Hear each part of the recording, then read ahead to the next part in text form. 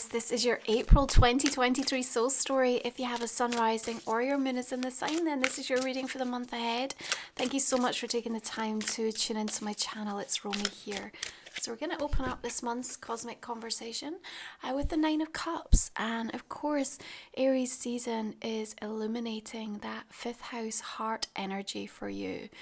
And I think that you are ready for accelerated change. In fact, there's a restlessness that is coming up in April for you. You want to get going, and you might be feeling that there is a situation that doesn't feel like it's quite ready, or perhaps someone or a group of people are not kind of on board with the nature of your readiness to get moving with things. And I think you understand that the timing is really critical, and you've been waiting for a long time. And I suppose there's this realization that you can't wait for someone else forever. And so, there may be some tough decisions that come in the early part of the month, especially when we have the Mercury squaring Pluto happening on the 3rd, which is making for some challenging conversation. And remember, Mars is in Cancer now, which means that we have to feel emotionally connected to the action that we're taking. Yeah, and we're also looking for the ways in which our action will lead us to feel more emotionally safe and provide that sense of stability for us. Now, the Nine of Cups, comes in as that wish card. It says, what will be the thing that really ignites that sense of contentment within you, and that kind of brings you something that is going to be worth fighting for, worth investing in. And I think there's a bigger theme that's playing out this month in April that's really inviting you to consider what you want to be known as, what you want to be known for. And as you consider how you want to leave that legacy of light, there's also this reminder that through the course of this month, and really in the course of your lifetime, the mantra should be, I want to leave it a little bit better than I found it.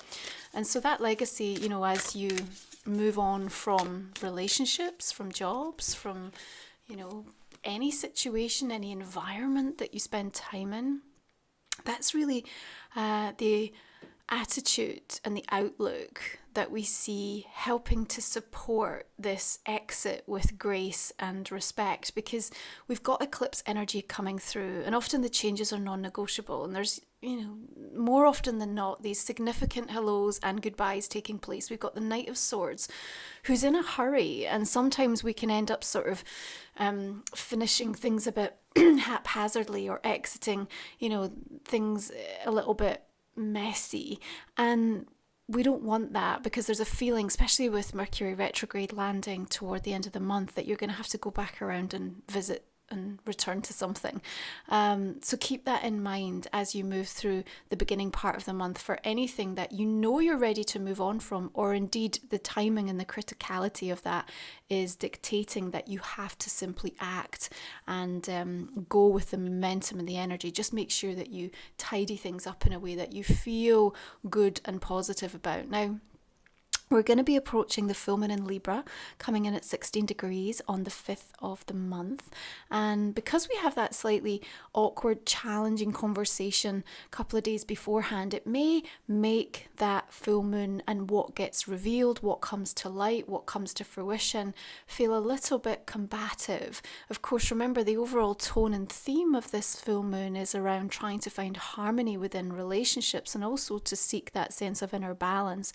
I have a feeling it's because you're going to be the one that's saying, this has to happen, or I can't wait any longer. And it may be pertaining and coming back to a very specific relationship in your life, or, within a family dynamic, a group or a team situation. But I feel like it's you communicating and just kind of speaking your truth, which honestly I think you have to do at this point, because I think you know where you need to be moving towards.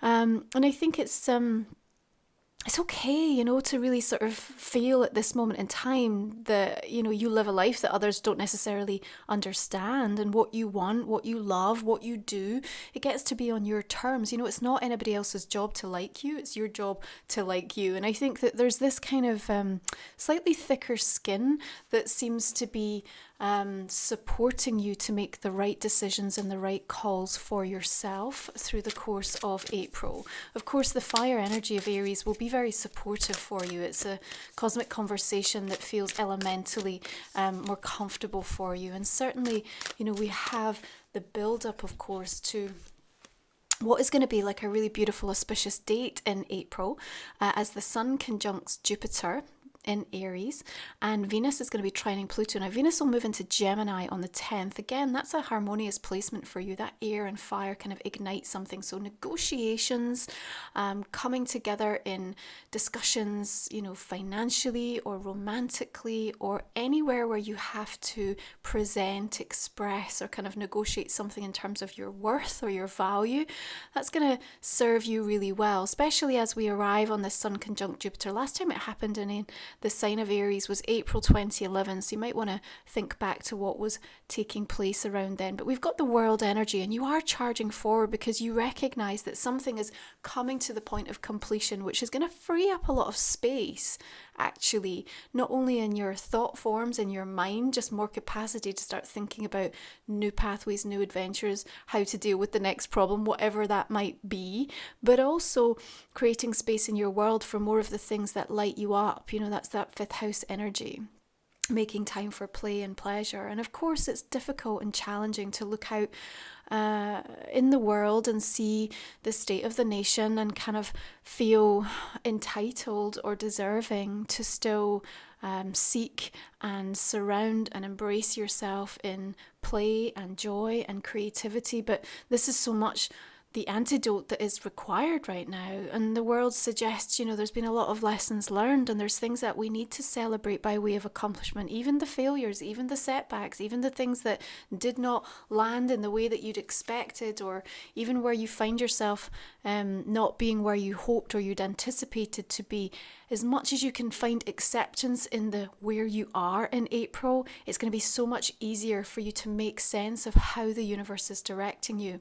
And it's one of these months that you're going to be experiencing, like, people are on a spiritual level being uprooted and moved to the correct pathway. So it's almost like nobody really knows where they're supposed to be heading, where they're going, what is unfolding. Even the best laid plans seem to also be having all these complex layers and, redirects and detours taking place. And so that means it can be quite challenging to sort of have that considered, present, thoughtful, articulate conversation with people, because everyone's kind of looking at the bigger headlines of their life and, trying to figure that out and kind of get on board and ride the wave of it. So expect the little haywire energy. I say little, it could be significant, that's sort of moving through the course of April to make things feel a little bit more difficult, perhaps to align and get on board with the same, the same sort of outlook with people that you are hoping to sort of have in and around you as you embark on what this next chapter looks and feels like. Rest assured, everyone will sort of catch up with themselves, and who is meant to be with you will be there. It's just that they might have some things going on that they need to address and to deal with before they can create the time or space or energy for you. So try not to find yourself moving into any frustration energy. So much of what we think about on a day-to-day basis is honestly so much of a waste of time when it's fear-based. Let's focus on the quality of where you're letting your mind wander through the course of this month, because you have the opportunity to actually create so many significant opportunities by asking for them this month, Sagittarius. So keep in mind the 11th is going to bring some upside. Any situation, any challenge, anything that's going on, there's something that's going to come in around that time. And it may even be, I'm hoping that it will get you to stop in your tracks and think twice about anything that you're about to do to self-sabotage. Anything that is making you feel like there's no point, it's not worthwhile, I'm just going to give up. So there's a little seed of hope, there's a message, there's a news, there's a sense of validation. And I think that's important. You know, Seven of Swords, yes, it can indicate those times where we feel people are kind of being a little bit disingenuous around us, but I don't even want you to be paying attention to what is going on with anyone that really isn't worth your time, energy, or investment. This is about what you are focused upon and how your thoughts are leading you towards action or inaction. And here, you know, you might be holding on to something, feeling guilty or unclear about whether it's the right move, and ending up just doing something that kind of boomerangs out, you know, the very thing that you wanted. So just keep that in mind, but look for the upside around the 11th of the month. Now, we're then going to be making our way towards the second new moon in Aries, the solar eclipse coming in, Act 2, at 29 degrees, critical degree, very fated in that energy on the 19th of the month. You have Four of Swords, meaning it might feel a little bit draining for you, just the intensity of it all, but at the same time you have some really astounding spiritual signs coming through there. We've got the lovely feathers falling, and I think the more that you can give yourself permission to kind of have some sacred time and space to really tune into what's going on. In fact, this is a new moon when it's a solar eclipse, and the invitation is perhaps not to kind of spend so much time trying to set new intentions. That should have taken place on the 21st. This is almost a time to kind of sit back and see what wants to be revealed and come to the surface. And if you are dealing with some shadow stuff where you're trying to work on why your wound was activated, why you feel guilty, why you've, you know, sort of set something into motion that could sabotage something that you want, again, you'll be seeking to take some time to kind of clear that energy out and work through it. I think there's something kind of really healing about this as well, coming through with the Four of Swords. And one of the things that's come up for me in approaching the soul stories this month, my guide wanted me to start bringing and talking more about seventh dimensional energies. Now, many of us working in the light and in a spiritual way, connect into the angelic realm, the archangels, unicorn energy, which is specifically what they wanted me to bring through, dragon energy, fae energy, all of these frequencies residing in that seventh dimension. So I'm working with 2 unicorn decks this month. My Sacred Soul Support Guided Journey is helping you to navigate, to ascend with unicorn energy. In the shadow, we're also looking at the release of sacred vows, okay? That can be from an ancestral past life situation. But again, unicorn energy can show up and give us validation through white feathers in the same way that angels can. And regardless of, where you stand in your belief system, I'm going to encourage you even to just find a level of neutrality, because if you are blocking that, what else are you blocking in your life? What else are you closed off to? And more as we vibrate higher to try to counteract the contrast that we observe out in the world, it means that our channel and our connection, our ability to communicate in 7th dimension is stronger than it's ever been.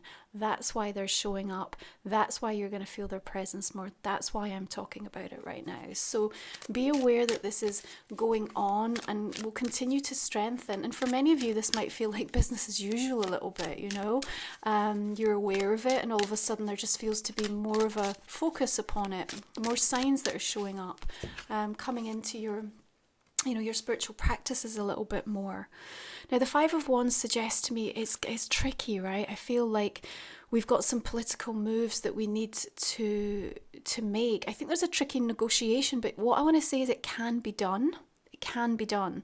So you have to keep pushing for what you know is possible. You might come up against some resistance. You might even come up against some deliberate obstacle blocking from certain individuals who are really invested perhaps in what that outcome might mean for them. So it's kind of coming from a personal rather than a collective bigger picture.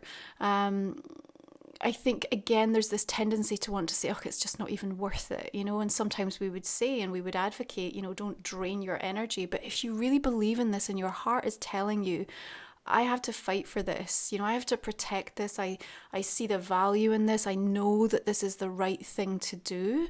Then I feel like you owe it to yourself to be able to keep forging ahead. And so in and around that new moon eclipse, you might be finding that kind of an energy is landing, a little bit of an inner conflict going on, and certainly lots of different perspectives. You know, too many cooks is also what I want to say. It just feels like, you know, there's a situation that could really lend itself to just being much more streamlined, and perhaps there's just too many opinions that are getting involved trying to tell you what the right thing to do is or how to deal with something. And I think it could just get a little bit overwhelming, which again might mean you just need this time out. Yeah, or even that you decide to just start keeping things to yourself. Seven of Swords certainly indicates that quiet plans or working behind the scenes in regards to something is not going to be a bad idea for you, just to get it a little bit further on and seeded in properly. So when we move into the second part of the month, as the sun comes into Taurus on the 20th, 6th house energy, you're going to be focusing in and around how you show up in the world, the daily routines and rituals that will support you in your physicality, but also your work. We have Mercury retrograde landing in Taurus on the 21st, and I do think that this particular cycle will have a bit more of an upside. I mean, typically, yes, you'll still experience all of the things that arise around this kind of energy, but I think what you're also going to appreciate, shall we say, is that there's been an awful lot of doing. You know, there's been the time for thinking, and then you've been pushed in the last few weeks of March into the beginning of April to kind of really charge ahead. And there's that moment where we just need to stop and think, okay, you know, I've put all of this in motion, I've moved off in this direction, does it still feel good? Does it still feel good to me? Or is there an adjustment I need to make here? And I think that's where the value of that slowdown will come in. But remember what I said, there's a little bit of kind of like haywire energy that's playing out. And pay attention, because especially between the sort of 21st and the 27th, Mars is going to square Chiron on the 27th, so there's a little bit of volatility there, and it goes a little close to the bone, you know, so you might be finding yourself saying something, or someone saying something to you, or something that happens just feels like, wow, you know, that kind of went to the right soft underbelly, like that was a bit harsh, that was a bit unnecessary. And I wouldn't disagree, you know, even if you yourself have blurted something out, I think there'll be some remorse and some guilt there. What I will say is that right after that, coming up to the 29th, there is this really beautiful sort of turnaround in event, a surprise really, as Mars and Uranus come together. And so reconciliation, or getting back on track, or being able to kind of soothe whatever got ruffled around that time. And I think it's a bigger theme actually that's going to be playing out across the board in April. You know, you'll see these eclipse intense energy kind of delivering the solar storms, and then shortly after you'll feel into the calm, and you'll have that sort of sense of acceptance or kind of fatedness, or just knowing, okay, like everything's going to be all right. But that 29th will deliver whatever needs to improve any kind of situation that might have sort of felt a little bit more challenging, shall we say, in that part of the month. But it's down to you to sort of move into April with an open heart, an open mind, and this new awareness, because there's going to be some really powerful, interesting, influential people showing up, not just in the physical, but of course in the unseen, as you have the capacity to tap into these seventh dimensional energies. So really look out for this mid-month, 10th and the 11th, because the upside, or the possibility, the validation that comes in around then is very significant, and I feel will help you to shape what your response, your attitude, and just kind of getting you back on track, or helping you to feel motivated in all of the right ways. Okay, now if you're new to the channel, we pull the final 3 cards in the extended version of the reading, Sagittarius. We talk for another 25 minutes or so to give you deeper insight for the month ahead. What I'm going to do is go ahead and clarify the main spread, and what we will see is any new messages or twists and turns that might be showing up for this second part of the reading. Okay, so we've got the energy of strength coming in with a 9 of Cups. You know, sometimes we have to really fight for what we want. Yeah, and I think you are going to be very protective of that. You've put a lot of time, energy, and investment into something. that matters to you. So we've got 2 Knight of Swords coming in there and the Ace of Swords. This is good. Hierophant. 5 of Swords. Another Ace coming through. I mean, you know, simultaneous endings and beginnings. That's why I said it's so important to kind of, you know, another Ace, wow. So important to exit anything in the way that you would want somebody to leave the room after you'd spent time with them, you know. It's just like leave the room with the best and highest kind of frequency, so that, you know, that legacy, as people remember you, or the presence of you, or your energy lingers, that, you know, you feel good about that, you feel proud, you feel accepting. Okay, now all the decks that I use, Sagittarius, are also listed in the comment and description box underneath, and you'll find all the links of anything that I'm bringing up through the reading there as well. Okay, now I'm just going to invite you to think about a personal question as well, Sagittarius, so that we can specifically pull a couple of cards for that for you as well, for the extended. Okay, I'm going to go ahead now and just use Life Soul Vision Oracle, which is actually my deck. You'll see the box here. Also, you'll notice Moon Musings, my new book, is now out. Thank you so much if you have pre-ordered. They have all been shipped. You can check this out on my website. It's also going to be on Amazon later in April, along with an audio and a digital version. So it's a curated collection of all my soul musings and astrological musings that are shared out with the collective. And it will meet you wherever you are on your soul journey. So a source of inspiration, healing and guidance. Please do take a look. So we've got throat energy coming through. We've got vortex of boundless grace. Portals of possibility. Beautiful. Rise in love. Enlightened in the exhale. Soothe your soul.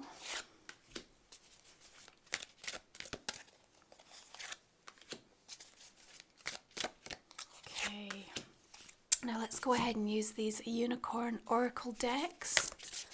What do we want to have coming through here? Courage. You're safe. Fear is an illusion. Set strong boundaries. Beautiful. And finally, this is the Diana Cooper Unicorn deck.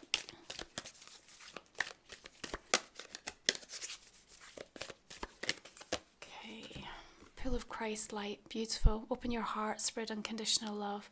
So my sacred journey will help you to ascend with the unicorn. You'll find the links for that again over on my website. These are tools that I put together and create to support you over and above the soul stories. Sagittarius, thanks so much for tuning in and joining me. If you're coming over for the extended, we will continue this conversation. Otherwise, have a beautiful month of April. You take good care. I'll see you again next time.